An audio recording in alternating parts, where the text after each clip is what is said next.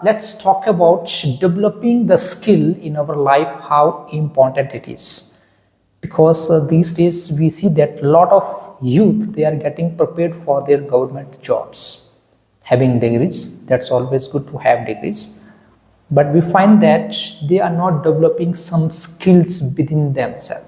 So what happens in that case, in future if they don't get government job based on their degrees, so they sometimes don't survive in the private sector also.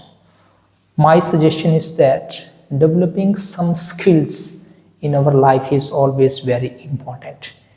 It can be computer, driving, cooking, spoken English, maybe fashion designing, anything it can be. Having some skills where you become some expert and you give your services. Yes, sir, you said right. Developing a skill is very important in our life, because if we have any skill, if we learn any skill, it may be spoken English, cooking, driving, it can be any skill. We must learn how the skill, because it is very helpful.